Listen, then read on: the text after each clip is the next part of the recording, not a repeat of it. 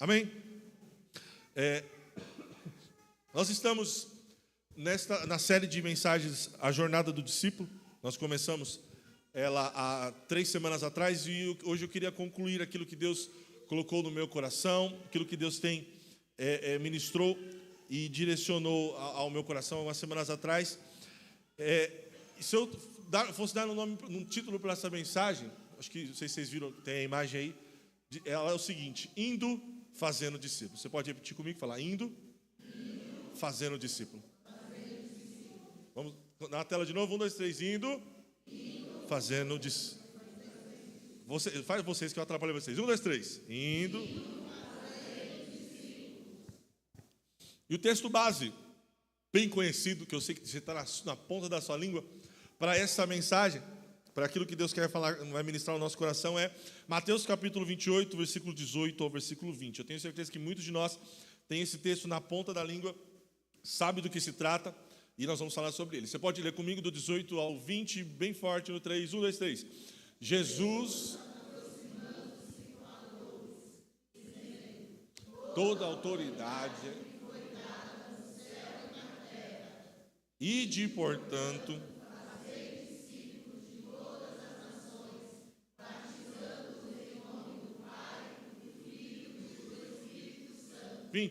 ensinando-os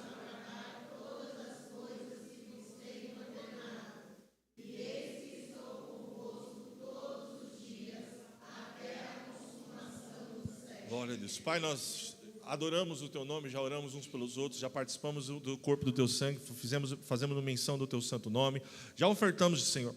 Mas agora queremos pedir que o Teu Espírito fale ao nosso coração, ministre ao nosso coração. A Tua palavra está aberta, e, Senhor, como tenho sempre pedido, que mais do que o conhecimento teórico, mais do que um conhecimento teológico, que a revelação da verdade da Tua palavra fira o nosso coração. Como a Tua palavra diz que ela é uma espada de 2 gumes que divide aquilo que é alma, aquilo que é espírito. Que nesta manhã a Tua palavra fira o nosso coração, para levar-nos a viver aquilo que o Senhor deseja, aquilo que o Senhor espera de nós, como discípulos de Cristo Jesus. É no nome santo de Jesus que nós oramos. Amém. Graças a Deus. Mais uma vez, queria te convidar para aplaudir no nome de Jesus.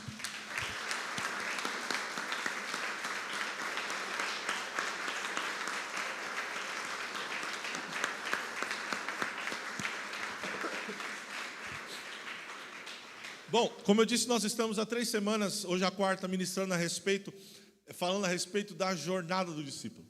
E quando nós falamos de jornada, o significado literal da palavra, da ideia de jornada, nós estamos falando de uma caminhada, nós estamos falando de uma trajetória, da trajetória que é feita de um ponto a outro, da caminhada de um lugar para o outro, é um lugar para onde nós estamos indo. Nós estamos falando da jornada.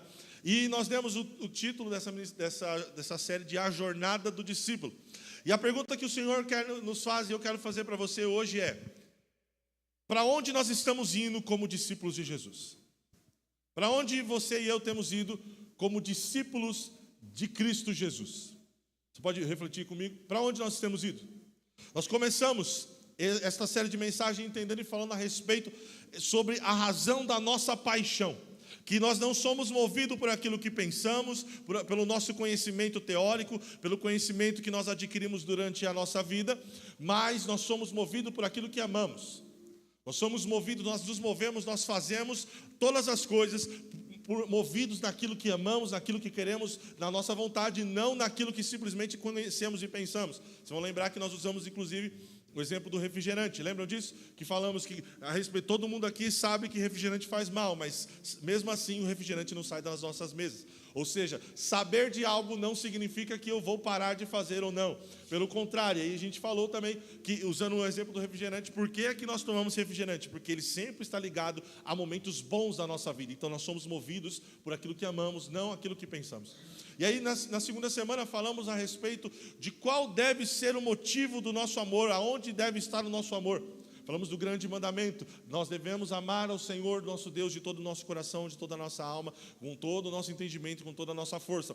Mas entendendo que esta ordem, ela precisa ser seguida do amor.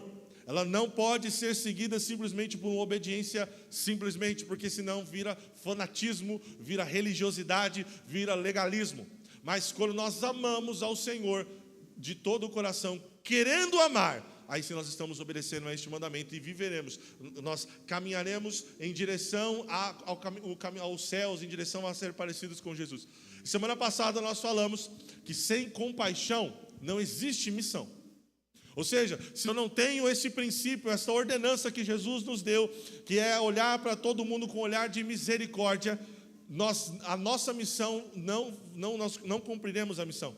Sem compaixão, sem a compaixão que é o elo entre o mandamento que é amar a Deus e a missão que é ir por todo mundo pregar o Evangelho, sem a compaixão nós nos tornamos religiosos. Nós sentamos em bancos de igreja, enchemos os bancos de igreja, cumprimos rituais religiosos, mas não faremos aquilo que o Senhor nos chamou para fazer. E hoje, entendendo tudo isso, eu quero falar com os irmãos a respeito da missão que nós temos. Hoje nós entendemos toda essa jornada, onde está o nosso coração. Nós entendemos que, começamos a falar que nós somos movidos pelo nosso amor. O nosso amor deve ser o Senhor Deus Todo-Poderoso. E este amor nos faz ter compaixão, e a compaixão nos envia para a missão. Você pode repetir comigo e falar assim: a compaixão me envia para a missão. E que missão é essa? A gente entende, e aí eu quero que você participe comigo aqui. As últimas palavras de uma pessoa são importantes. Concorda comigo? Pense em pessoas, em figuras importantes da história. Nós temos, as últimas palavras são muito importantes. Alguém que você preza muito, quando está prestes a ir embora, nós lembramos das últimas palavras, não é verdade? Amém? Estão comigo? Participa aqui comigo. Não é verdade? As últimas palavras de alguém são importantes. Não é verdade? Então, se nós guardamos com carinho as últimas palavras de uma pessoa querida a nós, o que nós devemos falar das últimas palavras do Mestre, do nosso Senhor Jesus, quando Ele esteve aqui na terra? Porque se você tiver com a sua Bíblia aberta, se não, abra ela agora em Mateus capítulo 28. Por gentileza. Júlia, coloca para mim aí, Mateus 28, versículo 20. Só para exemplificar, de repente tem alguns irmãos. Você está vendo? Consegue ver ali em cima? Mateus 28, 20, certo? Pula, passa para o próximo. O próximo versículo. Pode, isso, não, para frente. Exatamente. Passa 20. Acabou. Dá para entender? As últimas palavras do texto do livro de Mateus, as últimas palavras de Jesus entre os discípulos foi: é-me dado todo o poder e autoridade nos céus e na terra. Portanto, ide e fazei discípulos de todas as nações, batizando-os em nome do Pai, do Filho e do Espírito Santo, ensinando-vos a guardar todas as coisas que eu vos ensinei. E eis que estou convosco todos os dias até o fim dos tempos. Essas são as últimas palavras de Jesus entre nós. Logo em seguida a gente começa Marcos ali, mas narrando toda a história novamente. Mas se você pular para Atos, a gente percebe que Jesus ele já ascende aos céus. Então nós entendemos que as últimas palavras de Jesus, as últimas palavras de alguém são extremamente importantes. E o que falar de Jesus, não é verdade? A gente precisa olhar para elas com carinho e olhar para elas com muita atenção. Porque assim como falamos que se Jesus disse que o primeiro mandamento é amar a Deus, a gente precisa falar dele, se é a primeira coisa que a gente precisa se preocupar, a gente precisa se preocupar com as últimas palavras dele. A última coordenada dele foi: vão. E aí, eu quero hoje separar essa ministração, e eu peço para você vir comigo, em 4 partes. Em 4 partes. A gente vai falar da autoridade daquele que nos enviou. Nós vamos falar de qual é a nossa missão. Nós vamos falar da necessidade dessa missão e quais são as marcas que alguém que entendeu essa missão vive. Amém? Então, vamos olhar para as últimas palavras de Jesus e entender o que ela fala. Primeira coisa, após a ressurreição, Jesus ele se encontra com os discípulos na Galileia, conforme combinado. Mateus capítulo 28, versículo 7 e 10, Jesus diz, dá uma coordenada para eles e manda eles para ir para Galileia, e depois depressa e dizei aos seus discípulos que ele ressuscitou dos mortos. Vá diante de vós para a Galileia, ali os verei, e como vos digo, enfim. E aí ele continua, e Jesus, a primeira coisa que Jesus faz, quando, nesse discurso final, ele reafirma a sua autoridade, reafirma quem ele é, reafirma a sua autoridade universal, e ali ele comissiona os discípulos. E aí quando a gente olha para o texto, olha o que diz, eu já citei, mas quero falar de novo. Jesus, ele introduz essa conversa da seguinte maneira: toda a autoridade me foi dada nos céus e na terra. Glória a Deus.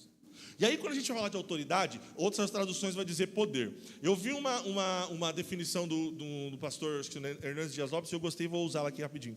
Imagina você, pensa num caminhão. O caminhão grande é trucker, né? Aqueles grandão, né? A carreta, pensa numa carreta grande, cheia de carro em cima, certo? Esse trem tem poder, não tem? Se alguém entrar na frente, ele passa por cima, não é verdade? Tudo bem? Estão comigo? Então isso é poder. Só que aí a carreta está vindo, descendo uma ladeira, ou está passando essa rua. Só que aí aparece um homenzinho de 1,60 m, fardado, com distintivo, e faz assim, ó. O que vai acontecer? A carreta vai o quê? Alguns vai correr.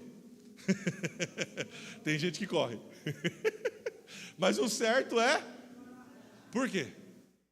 Ele tem autoridade. Dá para entender? Jesus, a carreta tem o poder. Ou seja, se ela quisesse passar por cima, ela podia. Mas o camarada está no volante, olha que ele viu aquela mãozinha levantada daquele camarada de 1,5 m. Eu estou usando 1,5 m só para a gente entender, tá? Mas normalmente os caras são grandão, né? Levanta a mão assim, eu falo, parou, encosta. E aí, se tiver um problema, toda a poderosa carreta vai para o pátio.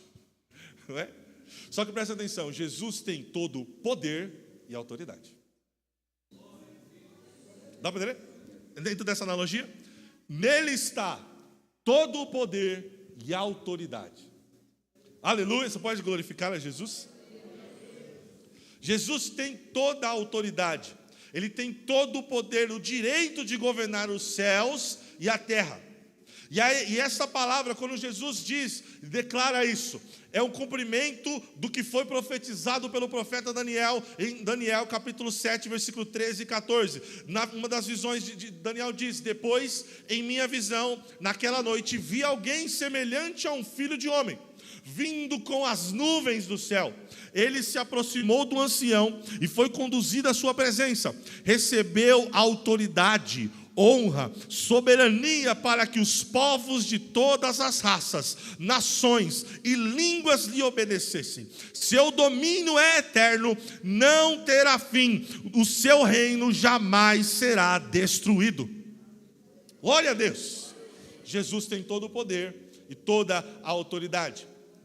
E a minha e a sua missão está baseada neste poder, nesta autoridade, a autoridade do Rei dos Reis, que venceu o pecado e a carne no seu corpo, da sua morte, e venceu a morte e o inferno na sua ressurreição. A autoridade da missão que foi nos dada está baseada nesta autoridade do Rei dos Reis e Senhor dos Senhores, Jesus Cristo. Você pode glorificar a Jesus? A autoridade de quem deu a missão é essa. Amém? Ele tem todo o poder e toda a autoridade. Mas depois de estabelecer a sua autoridade, Jesus dá uma ordem, que é: ide, portanto, fazei. Irmãos, olha que interessante. Alguém aqui já teve a oportunidade de responder o censo? Sabe o censo? Já respondeu? E aí, tipo, já respondeu também? Uma das perguntas é: qual a sua religião? Certo? Então, você que não respondeu ainda, imagine comigo. Quando a pessoa lá do censo chega, eu não sei se já teve esse ano, ou recente, estão dizendo que vai ter, né? Enfim, vão chegar para você lá e vão perguntar para você: qual a sua religião? O que você vai falar? Evangélico ou cristão? Certo? É normal a gente falar isso. Mas olha que interessante. Você sabe quantas vezes apareceu o termo cristão no Novo Testamento? Na Bíblia? Alguém sabe me dizer? 3 vezes. 3 textos. 3 vezes. Atos capítulo 11, não precisa colocar não. Atos capítulo 11, versículo 26. Atos 26, 28. 1 Pedro 4, 16. São as 3 únicas vezes que a palavra cristão aparece na Bíblia. E nós nos definimos como cristãos. Só que se você fosse conversar com um cristão, um crente, um seguidor de Jesus naquela época, e me perguntasse se o rapaz do censo chegasse lá para falar com ele e falar: qual a sua religião? Quem você é? O que você é? Sabe o que eles iam falar? Eu sou discípulo de Jesus. Dá para entender? Se você perguntasse para qualquer um naquela época, depois de Jesus ascender ao céu, quem você é, o que você é? Qual a palavra usada para definir-nos? Discípulos. Quer que eu prove para você? Quantas vezes que eu falei que cristão aparece no Novo Testamento? Sabe quantas vezes a palavra discípulo aparece no Novo Testamento? Alguém sabe? Chuta aí. 261 vezes. Depois pesquisa lá. 261. Então nós podemos entender que quando alguém perguntar, eu quero fazer esse desafio para você. No censo, chegar no censo, você fala: qual a sua religião? Quem você é? Como você se define? Discípulo de Jesus. Porque é assim que a palavra nos define. Não estou dizendo que cristão está errado, tá? Pelo contrário, cristão é um pequeno Cristo, seguidor de Cristo, não é disso que eu estou falando. Mas é a gente entender que, olha o que a Bíblia está falando. Olha como a Bíblia nos define. Olha como o próprio Cristo nos define. O próprio Jesus, dessas 261 vezes, a maioria dele foi ele mesmo citando, se referindo aos seus discípulos. E então se te perguntarem, o que define você? Quem define você? Qual que é a sua resposta? Você é um discípulo de Jesus. Aleluia. Fala aí, por irmão, assim, ó. Prazer, discípulo de Jesus. E ele diz: ide, portanto, fazei discípulos. E aqui o verbo principal nesse texto é fazei discípulos. Só que é interessante aqui, as pedagogas vão me ajudar, por gentileza. O verbo está aqui no imperativo. O verbo no imperativo é fazer discípulos. Certo?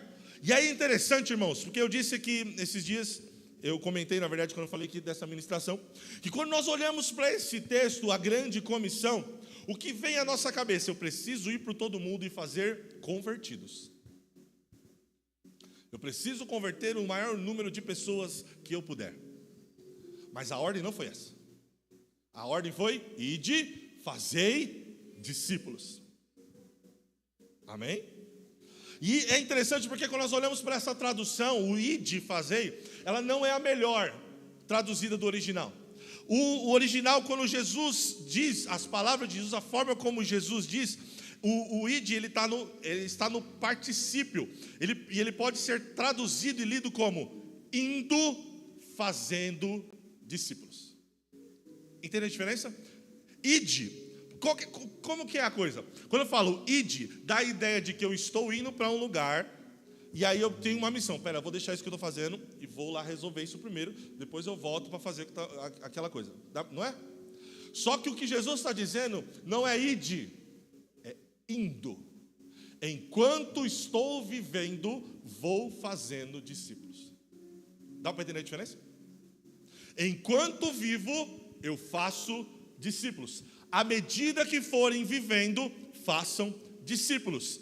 Ide dá essa ideia de parar, como eu disse. Mas o que Jesus está dizendo é: enquanto você vive, faça discípulos. Dá para mudar a forma de ver aqui a coisa? Enquanto você está trabalhando, enquanto você está estudando, enquanto você está em casa, enquanto você está na igreja, enquanto você está comendo, enquanto você está indo, fazendo discípulos. E aí é interessante, porque eu quero ser bem prático aqui, porque eu tenho coisa para falar aqui. Estão acompanhando? Está comigo aqui? Tranquilo? Aí ele continua, a parte B desse versículo é: ide, portanto, ide fazer discípulos de onde? Todas as nações. E aí, irmãos, normalmente quando a gente olha para todas as nações, o que a gente pensa? Espanha, Argentina, África, Europa, Estados Unidos. Porém, que Jesus está dizendo, ele não está falando de países, simplesmente. O que Jesus está dizendo é ide por todas as etnias. Ide por todas etnias, culturas, línguas. Dá para entender? Ou seja, e aí mas qual que é a diferença? Perceba comigo, dentro do Brasil, o Brasil tem mais de 203 milhões, é isso, né? A última contagem, 203 milhões, é isso? Oi? 211? Olha, já está, passei, já... 211 milhões de pessoas. Dentro do Brasil, se você está aqui em São Paulo, dentro de São Paulo, se você vai para o interior, é o mesmo estilo de vida? É a mesma linguagem? É o mesmo ritmo? É a mesma etnia? Não. Dentro do mesmo estado. O que dizer se você pula para o estado do lado? O jeito de falar é diferente, a forma de pensar, o ritmo da vida, o horário das coisas. Dá para entender? O que Jesus está dizendo é a gente só pensa no país aí que a gente pensa. A missão desafio está em 32 países. Logo, todos esses países estão completamente evangelizados. Glória a Deus. Pelo contrário. É ide por todas etnias, línguas, culturas não alcançadas.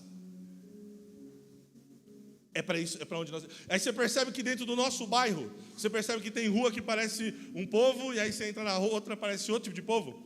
É indo por todas etnias. Dá para entender?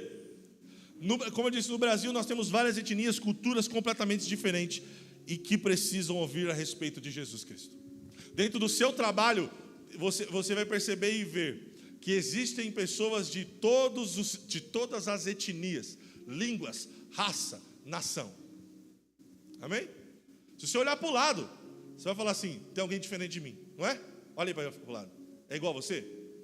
De repente você vai olhar para o seu irmão, mesmo seu irmão é diferente. Aí, ó, o Samuel está ali, ó, é diferente, né? Cadê os outros irmãos? Sumiu. Estão fazendo alguma coisa. E quando Jesus diz isso, é para que se cumpra a promessa feita a Abraão. Lembra qual foi a promessa que Deus fez a Abraão? Em ti serão benditas todas as famílias da terra. Então está começando a entender qual que é a minha e a sua missão? A promessa a Abraão foi, através da sua semente, todas as famílias da terra serão abençoadas. Como? Indo por todo mundo, enquanto vou, enquanto ando, por todo mundo, faço discípulos. E aí, estão comigo aqui? Cutuca o irmão falando, dorme não. Ainda... Acorda, toma um chazinho, ó. Tem café lá fora. Tem bolacha, tem bolacha já? As bolachas já estão lá fora? Pega a bolacha também, depois a Cris põe mais. E aí, ainda dentro dessa ideia da nossa missão, como é que Jesus manda nós discipularmos? Olha o versículo 19, a parte B. Ele diz, indo por todo mundo, e portanto fazer discípulos de todas as nações, como? Batizando-os em nome do Pai, do Filho e do Espírito Santo. Olha que interessante, que a missão, como eu disse, não é simplesmente converter gente. Sair falando para todo mundo de Jesus, simplesmente a torta direito. Ele diz, batize-o, ou seja, integre-o a uma comunidade. Integre-o, aí você fala, a igreja, quando a gente entende da igreja, a integração, o batismo diz respeito à integração na igreja, ao corpo de Cristo, a uma comunidade de fé, porque ninguém é igreja sozinho. Você pode repetir comigo e falar assim, ninguém é igreja sozinho? Irmãos, todo crente precisa de uma comunidade. Todo cristão precisa estar incluído em uma comunidade. Essa ideia de desigrejado não é bíblica, é satânica. E tem gente aqui na igreja que sabe muito bem disso, que já viveu nessa ideia de desigrejado e sabe o quanto sofreu. E aí preste atenção, é porque tem uma maldição. Não, é porque você está sozinho. E desde o começo, quando Deus cria tudo, Ele fala, olha para o homem, fala assim, o pastor escreveu, o livro está ali. Não é bom que esse trem anda só. Não é bom andar sozinho. Desde o começo. E agora a gente temos a revelação dos céus e acha que porque eu tenho meu relacionamento com Deus, eu não preciso de vocês. Ralé. porque o meu negócio é com o Rei dos Reis. Você sabe que não é assim. Amém ou não amém? E o batizando aqui, em nome do Pai, do Filho e do Espírito Santo, é integrá-los a uma comunidade. E o batismo nada mais é do que o ato público de fé, mais visível de entrar no corpo de Cristo. Amém? Eu quero ser bem prático, depois a gente pode conversar mais. A gente vai falar bastante disso daqui para frente. O versículo 20, ele continua dizendo o seguinte: deixa eu dizer, ide por todo mundo fazer discípulos de todas as nações, batizando-os em nome do Pai, do Filho e do Espírito Santo. Aí continua, como que diz ali? Ensinando-os. Amém. Aqui, irmãos, a gente fala assim, ó, entendi. Eu tenho que ir por todo mundo, fazer discípulos, ou seja, tem que ganhar. Aí eu trago o pastor batizar. Aí depois eu faço o quê? Trago ele para o Gerar. Resolvido o problema. Não é? Porque tem que ensinar. Não é? A gente lê esse texto como ensinando. Sabe como a gente lê esse texto? E aí eu quero te perguntar, a ordem que Jesus foi assim: ensinando todas as coisas que você tem ordenado. Foi assim que Jesus falou? Ensinando todas as coisas que você tem ordenado. Como que ele falou? Ensinando-os a... Olha! Então não é ensinar simplesmente o conteúdo, é ensinar a obedecer o conteúdo. Entende a diferença? O fazer discípulo não é simplesmente abrir a Bíblia. Vamos ler a Bíblia aqui então. E princípio criou Deus os céus, tá bom. Não, no princípio criou Deus os céus e a terra sem forma vazia. Tá, como que a gente pode olhar para toda a criação e obedecer a Deus? Porque ele disse que a gente, no final ele disse, façamos o homem, o que tem a ver com a gente ali, além de tudo, façamos o homem a nossa imagem conforme a nossa semelhança. Como que é para viver a imagem e a semelhança de Jesus? Aí a pessoa que a gente está discipulando, está cuidando, esse que a gente ganhou, ele vai observar a minha obediência e ele vai aprender a guardar aquilo que Jesus ensinou. Dá para entender a diferença? O ensino é fundamental. E olha quem está falando isso para vocês. Tá bom? Olha quem está falando isso para vocês. Como eu sempre falo aqui, se tem alguém que preza por ensino, terça-feira estou eu aqui. Nós estamos já na aula 29 de Colossenses, que tem 4 capítulos. Dá para entender? Então não estou falando contra o ensino, pelo contrário, mas a gente precisa entender. Fazer discípulo não é ensinar, abrir livrinho e vamos aprender teologia. Não. Fazer discípulo é ensinar a guardar os mandamentos. Ensinar a guardar. E essa missão ela não termina no batismo. O cristão deve aprender a obedecer tudo que Jesus nos ensinou. E aí, irmãos, olha que interessante. Como eu disse, o estudo bíblico é fundamental na vida do crente, mas o discipulado não é apenas conhecimento, mas exemplo de vida. 1 Coríntios capítulo 11, versículo 11, o que Paulo diz? Sejam meus imitadores, como eu sou imitador de Cristo. Ele não diz, sentem na minha sala de aula, porque eu vou ensinar vocês como é que obedece a Jesus. Não. Me imitem, porque eu imito ele. Dá para entender a diferença? Estão comigo? Mesmo? Mais do que uma reunião para aprender, compreender, isso aqui está ligado a uma prática essencial. Ensinando a guardar diz respeito a eu e você. Sempre que necessário, ou você que agora em nome de Jesus é um discípulo e está fazendo discípulos, amém? Vai passar a fazer discípulos em nome de Jesus. E dentro deste ensinar está o quê? Confessar pecado. Sabe aquela situação que você fala assim, meu Deus, eu sei que eu estou errado. Porque se fosse simplesmente ensinando aquilo que Jesus ordenou, a gente já sabe. Como eu disse, eu sei que refrigerante faz mal. Sei, mas não consigo parar de beber. E aí, como é que o meu discipulador tem que fazer? Me ensinar a guardar a obediência. Ou seja, isso faz mal para o teu corpo, você está desobedecendo ao tempo do Espírito Santo. O que a gente vai fazer? Primeiro, vamos parar com esse trem aí. Vamos fazer 6 meses de desintoxicação. Vamos junto. E eu estou orando por você e também estou fiscalizando. Entendeu a diferença? Não é simplesmente... Nossa, eu usar uma palavra forte aqui, perdão. Eu pensei, meu Deus. Simplesmente arrotar. regras. Eu ia falar outra coisa. Meu Deus. Perdão, irmãos. Perdão. Ainda bem que vocês não entenderam. Dá para entender? Não é simplesmente abrir um texto. Vamos ouvir, aprender a palavra de Deus. Marcos 1 diz: este é o princípio das boas novas a respeito de Jesus. Não. É na hora que eu cair, na hora que você cair, alguém chegar e a gente abrir o coração e falar: eu pequei. Me ajuda. Dá para entender? Eu caí. E preciso confessar para você. Porque é interessante. Na palavra do Senhor, não diz que para mim receber perdão de pecados eu preciso orar para ninguém, falar com ninguém. Ninguém. Se alguém chegar para você que fala assim, ó, você só vai ser perdoado se você me contar o seu pecado. É mentira. Para quem que nós devemos confessar os nossos pecados? Para perdão. Para Deus. Mas a Bíblia diz que para mim receber cura, não é para Deus que eu tenho que falar. Tiago capítulo 5, versículo 16. Lê comigo, 1, 2, 3. Confessai os nossos pecados uns aos outros, e orai uns pelos outros, para serem curados. Muitos. Uau! Para mim receber cura é para uma outra pessoa que eu devo confessar. Só que é interessante, calma aí.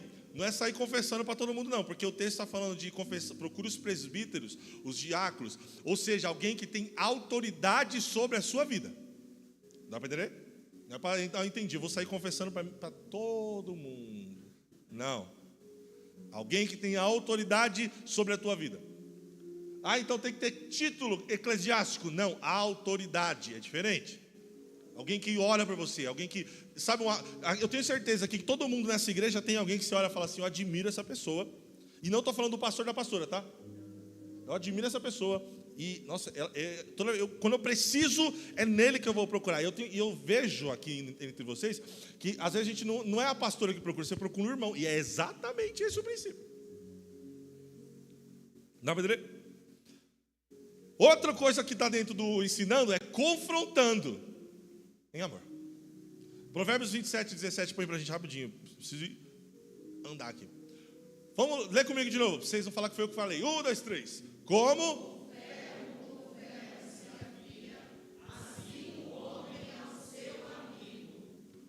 Presta atenção, irmão.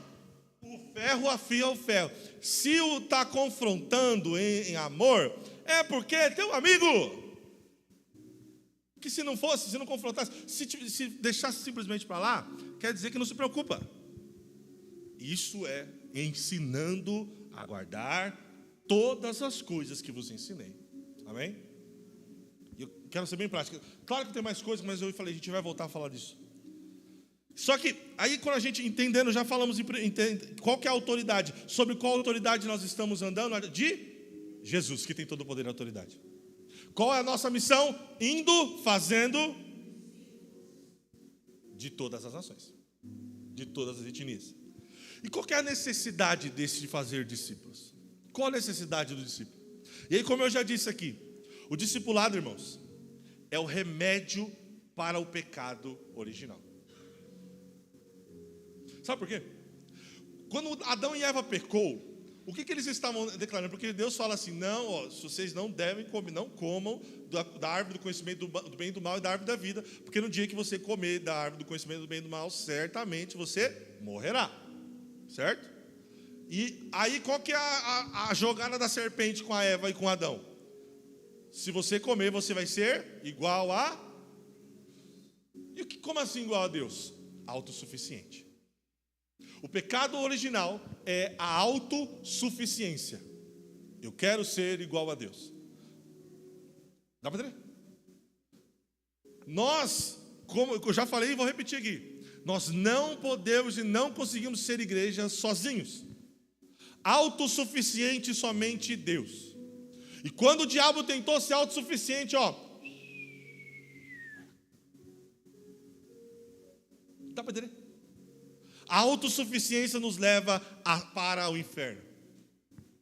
E qual que é a cura para a autossuficiência? A dependência. Olha que João 15, 5 diz. Olha o que Jesus disse. Coloca pra gente aí. João 15, 5. Lê comigo. Eu sou a videira, vós...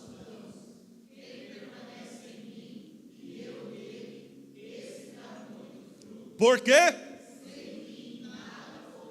Uau!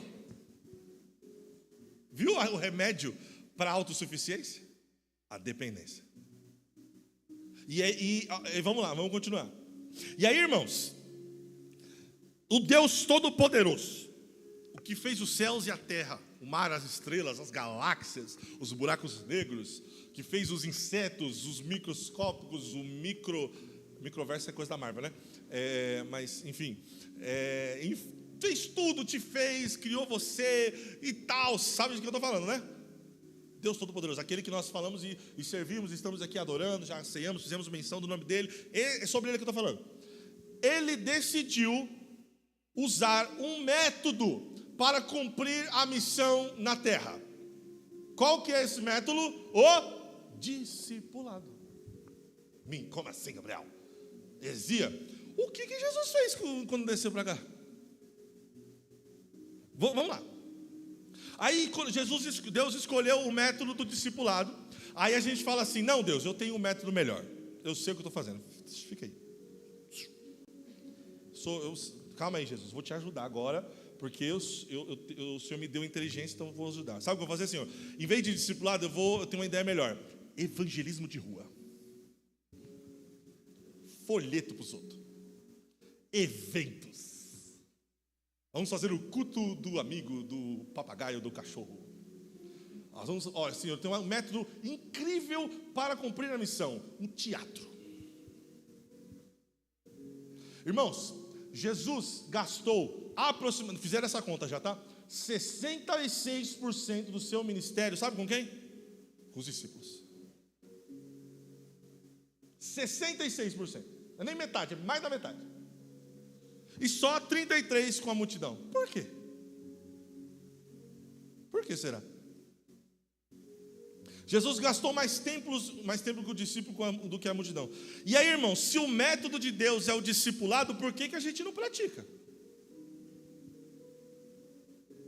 Você viu que eu não estou falando com a minha cabeça, tá? É a Bíblia. Depois você pode averiguar tudo lá. É por isso que eu falo. Quando eu estou pregando, mantenha a sua Bíblia aberta para ver se eu não estou falando groselha. Tá? Groselha. Então mantenha a Bíblia aberta aí. Mesmo a online, como fala? Bíblia tecnológica.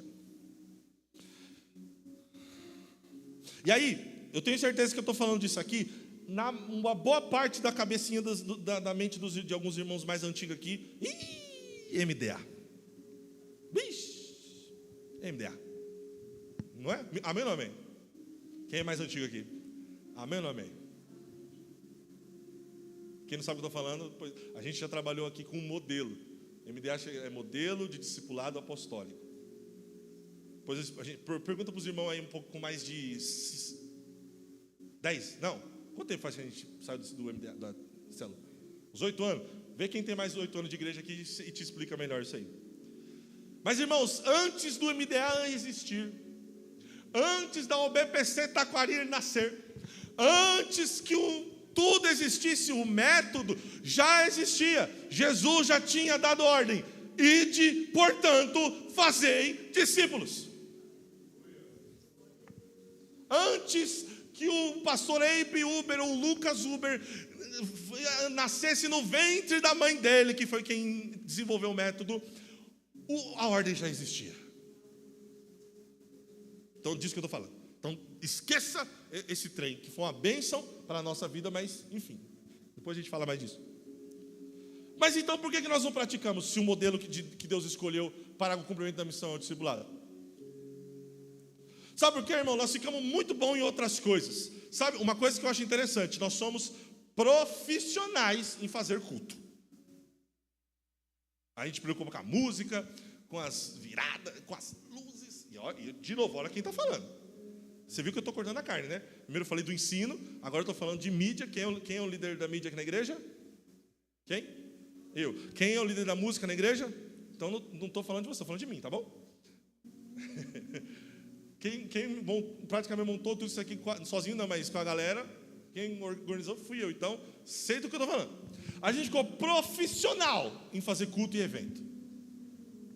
Top! Então por que a gente não pratica o discipulado? E aí um dos motivos que o Senhor me direcionou aqui, eu quero falar com vocês, é que nós entendemos o sucesso errado. Nós pensamos que a nossa missão é simplesmente gerar filhos, no sentido espiritual da coisa. Gerar filhos, e também no outro. E encher os bancos das igrejas de filhos. Ir por todo mundo e fazer convertidos de toda a nação. Irmãos, e o sucesso não está em fazer filhos. O sucesso preste atenção nisso aqui. O sucesso é nós formarmos pais, crentes maduros que cuidarão desses filhos que estão chegando. Entendeu a diferença?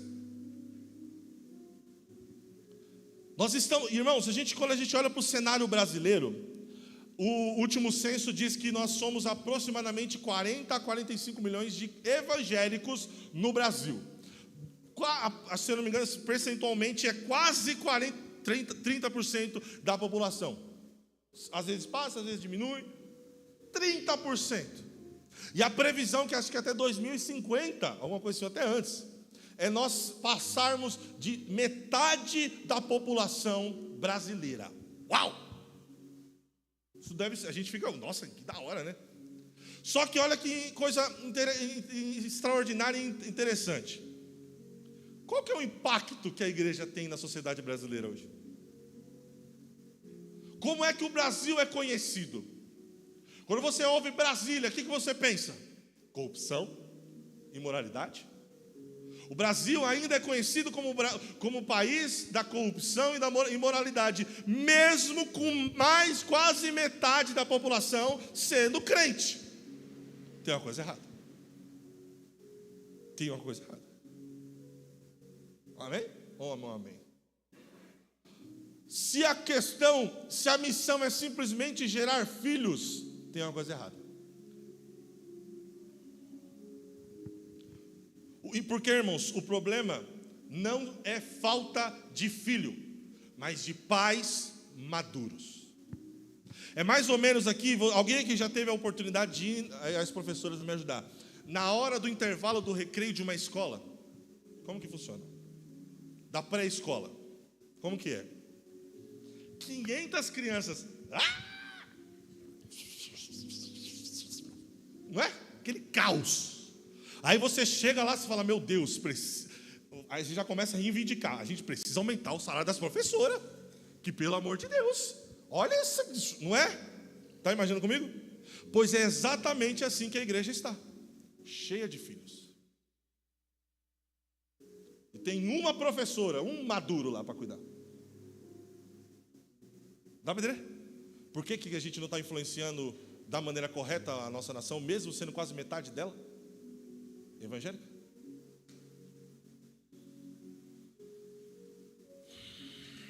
Nós nos tornamos expertos em gerar filhos. Nós passamos, e eu de novo cortando a carne, a gente usa estratégias e mais estratégias para ganhar mais filhos. Mas a gente não para falar qual que é a estratégia que nós vamos usar aqui para gerar pais que assumam as responsabilidades de gerar filhos. Porque, irmão, você que é pai, você sabe muito bem disso. A sua responsabilidade não é simplesmente gerar filho, certo? Você tem que cuidar dele, não tem? Senão ele morre, não é? O que você está fazendo? Você está formando um novo pai,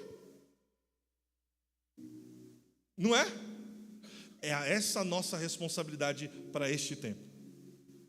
E eu quero encerrar essa ministração.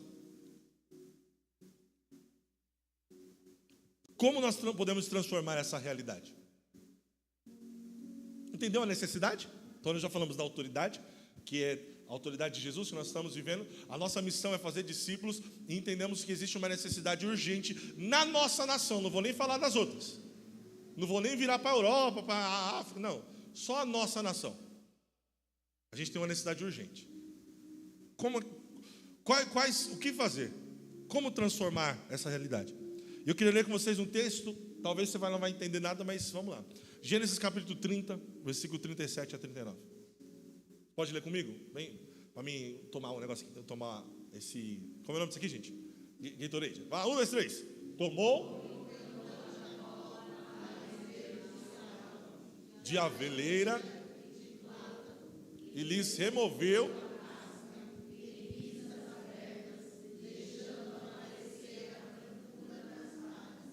as quais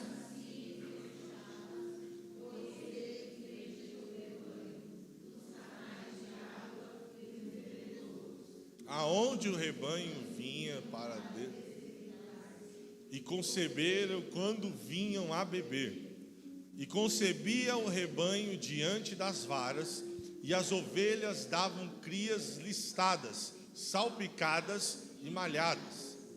Amém? Mas você fala, quê? Você não estava falando de discipulado? Vamos lá. Nós vemos a história aqui, irmãos, de dois pastores. Aqui está narrando a história de dois pastores. O primeiro chama Labão, ou para alguns mais íntimos, Lobão. E o negócio desse pastor era rebanho. Literalmente, sabe o negócio? Qual que é o seu negócio? Você trabalha com o quê? Sabe? Essa ideia. O negócio, o empreendimento de Labão era rebanhos, ovelhas. E o negócio dele era ovelha. E ele pensava no lucro que essas ovelhas trariam para ele. Ele era um homem muito rico. Só que, irmãos, esse homem não tinha um chamado. Ele não levantava altares. Ele olhava para o rebanho e via que ele podia dar poder e influência para ele. Ele era interesseiro, focado em benefícios pessoais. Quando a gente faz uma paralela aqui, é um crescimento sem maturidade espiritual. E o outro pastor que a gente olha nessa história é o Jacó. Jacó era pastor de ovelhas, certo? Você pode ler o texto ali e você vê. Ele era pastor de ovelhas. Só que a diferença é que Jacó era chamado por Deus. Ele era preocupado com o legado. Ele era um homem que edificou altares e era preocupado com o padrão espiritual. Vai acompanhando aqui. Estou botando um óculos na sua para a gente olhar para esse texto aqui da maneira certa. Os rebanhos para Jacó, eles significavam uma forma de fazer cumprir a vontade de Deus através dele. Dá para entender a diferença dos dois pastores? E aí o texto diz que chega um momento, que você conhece a história, Labão era pai de Lia e de Raquel. Jacó sai fugindo da casa do seu pai depois de enganar Isaac. Esaú quer matar ele, a mãe dele foge para a casa do seu tio, que o seu irmão não te matar. Ele chega lá, ao chegar lá, ele começa a trabalhar para o tio e ele se encanta por Raquel. Olha para Raquel e fala, vou casar contigo. Enfim, você conhece a história. Aí ele fala, como é que eu posso casar com a tua filha? Trabalha para mim 7 anos. Aí você sabe que ele trabalhou 7. No dia do casamento, na noite de núpcias, ele envia a sua irmã Lia. Eles concebem um casamento, consumam um casamento. Quando acorda no outro dia, o Jacó fala, oi! Quem és tu? É muito difícil isso, né? Mas devia estar tudo escuro, né? E aí você sabe como acontece, ele vai lá, questiona o Labão. O que você fez comigo? Eu trabalhei para você. Fala, ok, você vai trabalhar mais 7 para ter Raquel. Aí o texto diz que naquela mesma semana, ele entrega a Raquel para Jacó. Ele se casa com Raquel. E trabalha mais 7 anos, ou seja, dão 14 anos de trabalho para ter as duas filhas. Só que chega um momento que Jacó vou chamar de Lobão também, tá bom? O Labão, seu sogro, não conseguem mais caminhar juntos. Jacó chega para o Labão e fala, meu sogro, eu já trabalhei muito tempo para você, agora eu preciso trabalhar para os meus rebanhos. Preciso trabalhar porque eu tenho uma família. A família de Jacó estava crescendo, e você conhece muito bem que era uma família gigantesca, né? Depois você continua lendo lá. E aí Jacó, Jacó e Labão começam a ter essas diferenças, não conseguiriam mais caminhar juntos. Jacó então pede para cuidar do seu próprio rebanho. Só que na hora de fazer um acordo, porque Jacó trabalhava para Labão, eles faziam um acordo que era desfavorável para Jacó. Qual que era? eles definiram o seguinte: todas as ovelhas do rebanho que nascer branca ou sem mancha, era do Labão. E todas que nascer listada, marcada ou manchada, era do Jacó. E aí a gente sabe, acho que eu nunca vi uma ovelha de perto, assim, o animal, só em vídeo. Como é que a gente pensa a ovelha? Tudo branquinho, certo? Então a tendência ali era que, do rebanho, obrigado, era que nascesse mais ovelhas completamente sem manchas, certo? Então o acordo era desfavorável. O acordo que eles fizeram era desfavorável. E com essa ideia, ele ia continuar trabalhando com as ovelhas, mas apenas as que nascessem marcas, malhadas, salpicadas e listadas. Elas seriam assim. As ovelhas, elas tinham pele de forma uniforme. Então, assim, o Labão, naturalmente, ele veria o seu rebanho crescer mais. E, irmãos, nós, olhando para a realidade do Brasil, nós, infelizmente, estamos desse jeito. Infelizmente, tem muito líder Labão, só interessado em gerar filhos, gerar recursos, gerar por benefício próprio, infelizmente. Quando a gente olha para a realidade brasileira e a gente vê esse monte de crente, mas tem muito rebanho de Labão. Mas ao mesmo tempo, existe um povo que é rebanho de Jacó. Amém? E aqui existe um rebanho de Jacó, amém? Preocupado com o que está acontecendo, olhando para a realidade da nossa nação e das etnias que nela vivem e querendo fazer alguma coisa. Crentes guiados por líderes comprometidos com Deus, que formam discípulos marcados por uma vida no altar e verdadeira. E aí, quando a gente olha, qual foi a estratégia então, entendendo esse panorama, qual foi a estratégia que Jacó usou? Jacó tinha uma missão de fazer o seu rebanho crescer mais do que de Labão. E aí, quando a gente vai ler o texto, vai colocando para a gente acompanhar, de Gênesis capítulo 37. Olha que interessante. Ele diz: tomou então Jacó as varas verdes de álamo, de aveleira e de planto, e lhes removeu cascas em riscas abertas debaixo, a aparecer a brancura das varas, as quais assim encoxoava, pois ele em frente do rebanho. A estratégia que Jacó usou ali, ele decidiu usar, ele entrou dentro da mata, entrou dentro do lugar lá e pegou varas verdes. Repete comigo, fala: varas verdes. E aí, a gente olha para o texto, o que ele faz? Ele pega essas varas verdes e gasta tempo com elas. Porque provavelmente ele pegou um canivete, uma pedra, e começa a tirar as cascas, começa a remover e marcar as varas. Tudo bem? Estão comigo aqui? Tudo bem comigo? E ele começa a marcar essas varas e pega essas varas e coloca de frente às ovelhas. E é interessante que Jacó, ele gasta esse tempo com as varas, porque o que ele está fazendo? Eu quero marcar essas varas para que estas marcas, elas estejam também nas ovelhas. Está dando para entender? Estão comigo aqui? Ele marca nas varas as mesmas marcas que ele quer ver nas ovelhas. Vamos lá.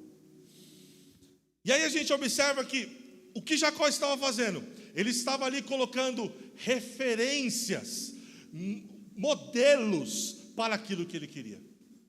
Se nós queremos mudar a realidade do Brasil, nós precisamos de referências que vão marcar a vida de ovelhas, de filhos, para mudar essa nação. Dá para entender? Estão comigo aqui? E aí o texto diz que quando ele colocava essas varas na frente de onde as ovelhas bebiam, elas eram no mesmo lugar, ficava onde elas bebiam e aonde elas acasalavam. E aí diz que elas bebiam a água, iam namorar lá com o cordeiro, olhava para a vara e o fruto do namoro lá, o fruto da coabitação, nasciam ovelhas marcadas. Ao olhar para referência, o que era gerado eram ovelhas marcadas. Está comigo aqui? Está dando para entender?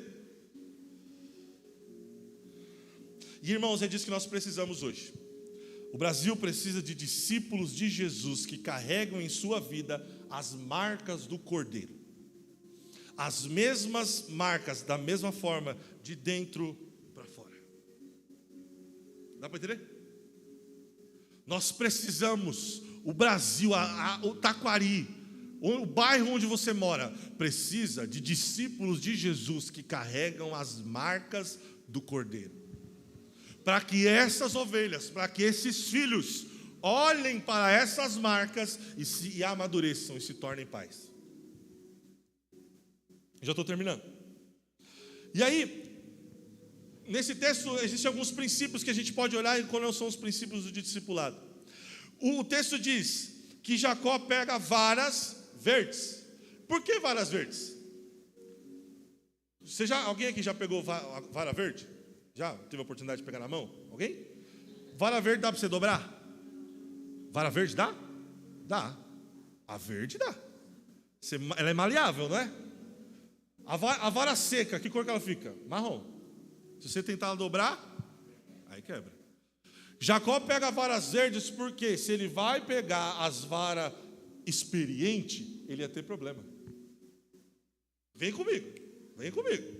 Ele pega e escolhe varas maleáveis, corações dispostos a mudar. Jacó escolheu varas verdes porque são maleáveis. Se ele usasse varas secas, encontraria resistência, teria dificuldade para marcar algumas. Porém, elas poderiam até quebrar em suas mãos. Está dando para entender? É o mesmo exemplo que Jesus fez. Quando Jesus foi escolher seus discípulos, ele não foi para a sinagoga escolher os eruditos, os discípulos, os filhos dos fariseus, os filhos dos publicanos. Ele foi para onde? Para onde ninguém queria ir. Aonde estavam as varas verdes. Está dando para entender? Jesus, ele escolhe pescadores e não religiosos. E o desafio para nossas vidas hoje: eu estou disposto, aberto a ser moldado? Eu estou disposto, e eu sou uma vara verde? Ou não, eu já sequei, e se tentar marcar, provavelmente eu vou quebrar. E eu vou ser bem rápido aqui. Nós estamos dispostos a aprender a expandir a nossa mente, o nosso coração, ou nós já nos consideramos tão cheios de si que não vemos mais necessidade de crescer? Nós precisamos ser maleáveis. Eu estou falando das marcas do discípulo. A segunda, que é interessante, o texto diz que ele pega a vara de álamo, aveleira e plântano. Por que ele não pegou só de uma? Jacó aqui, eu vou aplicar já isso aqui. Ele pega diferentes tipos para a mesma missão. Irmãos, você não precisa imitar ninguém para ser discípulo de Jesus. Você não precisa ser igual a ninguém para ser uma referência para este tempo. Deus te escolheu exatamente do jeito que você é. De álamo, aveleira, de plântano, mas precisa ser verde. Dá para entender? As diferenças que temos, elas são para a glória de Deus. Irmãos, você aqui está falando, você está ouvindo alguém a falar quase mais de uma hora já? Cadê uma hora? Quase uma hora. Alguém extremamente tímido. Tímido. Não é verdade, tia me conhece desde que nasceu. Esses dias ela até falou, e eu nunca tinha pensado do jeito que ela falou. Quando ela voltou para cá, ela falou: ser tímido, e você demonstra isso, mas aqui eu me transformo.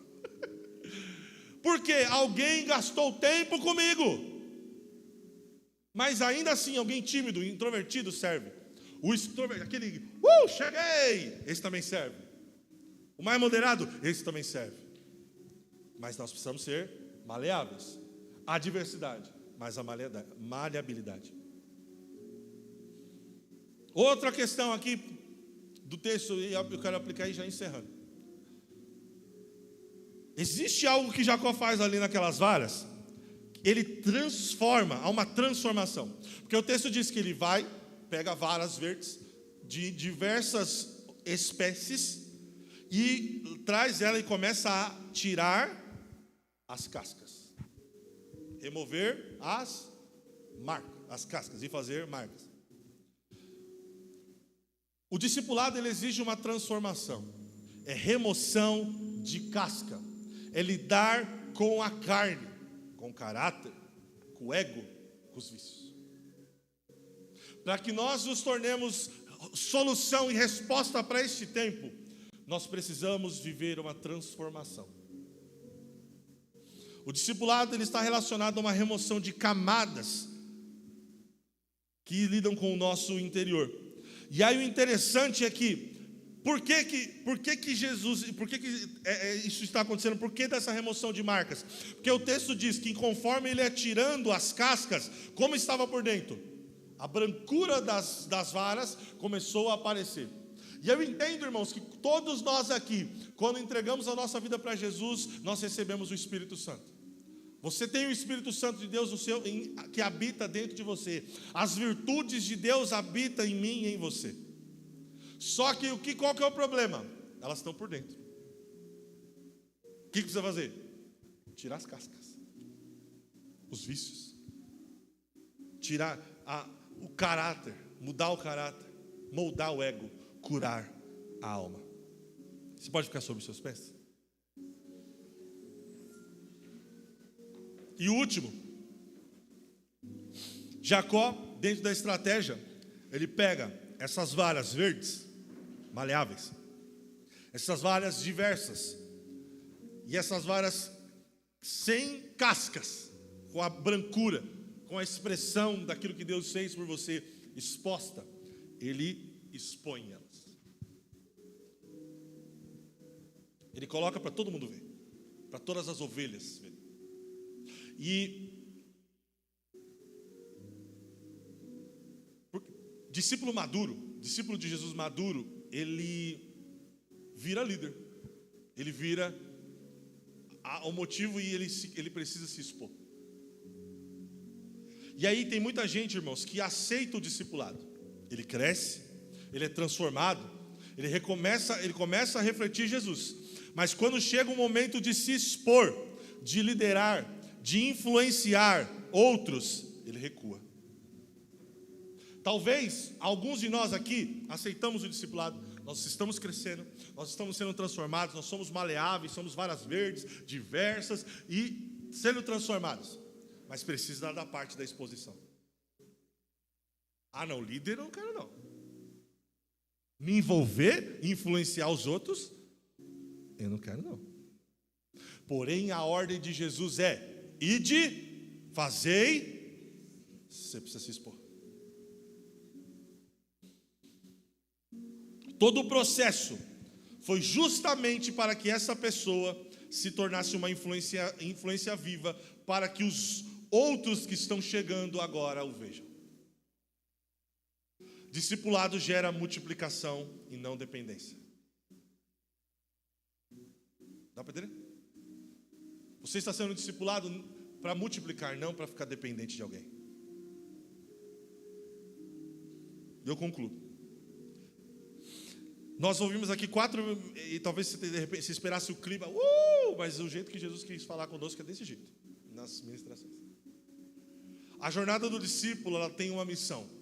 Você pode ler comigo ali, qual que é? Indo. Está ali na tela, perdão, é que a minha está ali. Indo. A igreja não existe para si mesma, mas para cumprir a missão de fazer discípulos. Nós precisamos agir com autoridade delegada por Cristo, sem medo. Não existe outra opção. É um mandamento do Rei dos Reis. E olha que lindo. O Senhor nos envia com autoridade e nos acompanha com a sua presença. Vou repetir isso. O Senhor te enviou com toda a autoridade dele e te acompanha com a sua presença. Quer que eu te prove? Capítulo 28 de Mateus, versículo 20, parte B. E eis que estou convosco todos os dias até a consumação dos séculos. Ele começa dizendo: é me dado todo o poder e autoridade. Portanto, vão. A autoridade sou eu que deu. E ele termina dizendo: eu estarei com vocês todos os dias até o fim dos tempos. Aquele que deu a missão te acompanha. Aquele que te entregou a missão está junto de você. Agora, portanto, indo fazendo discípulos. E agora, depois de ouvir tudo isso, o que nós devemos fazer?